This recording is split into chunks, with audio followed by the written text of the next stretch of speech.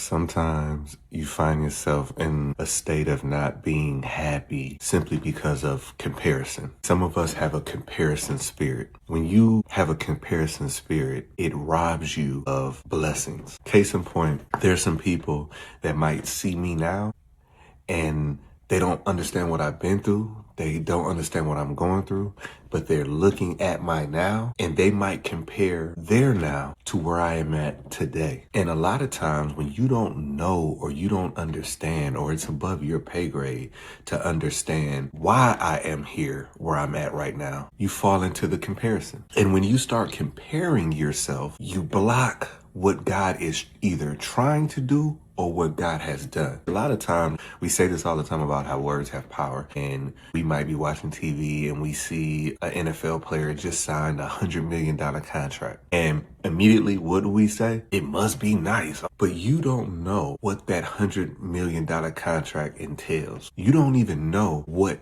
that person had to endure to get to that point. Now, here you are. You don't have a $100 million contract, but God has cured your auntie from cancer. God saved you from that car accident.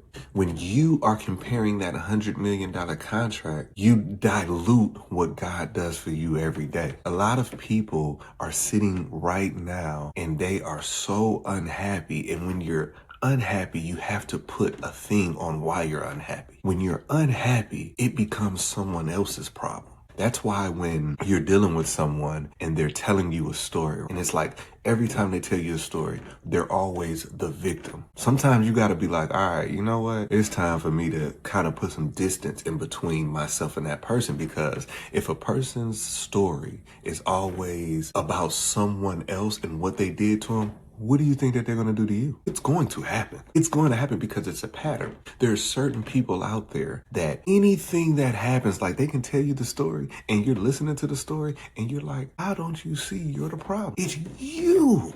You're the reason why this keeps happening. But they will never see it that way. I'm going through something right now in my life, and I have been going through it for about a year and a half. And what I have learned is that it's one thing to say that you have faith, but it's another thing when your actions show that you have faith. When a person says that they have faith, they think that they have control. It's easy to say that you have faith when everything is aligning how you think that it should go. But the real test of faith is when you find yourself in positions and you're just like, oh my gosh, like, why is this happening to me? That's when the faith kicks in. Because we have I don't know what it is, but we have this thought process that faith determines control. And that's why so many people are stuck and stagnant, because God will give you a word, but when you can't control all the factors about that word, for some odd reason you think, oh, that ain't God. When in reality, when God really wants to pull that faith out of you, he will put you in a situation to where there's no instructions and you just got to trust him.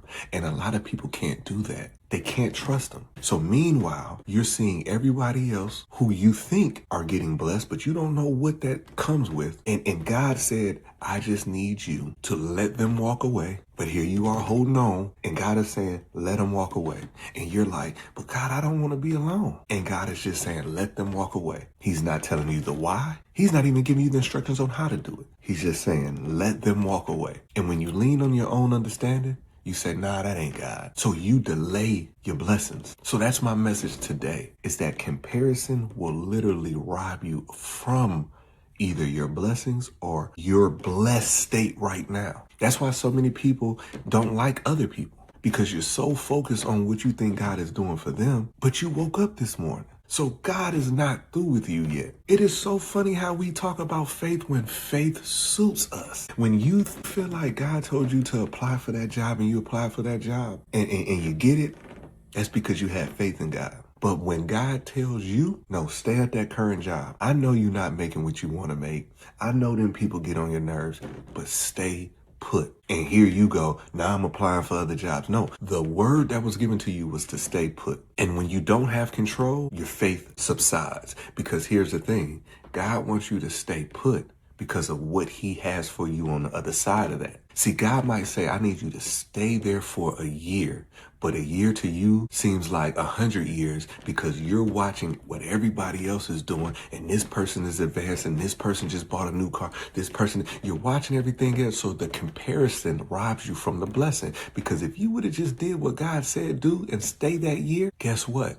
You would have encountered a general manager that you would never have. And now the promotions start. The promotions start. There's not one act of faith in the Bible that didn't come with some type of pain, some type of inconvenience. So don't allow comparison to rob you of your blessing.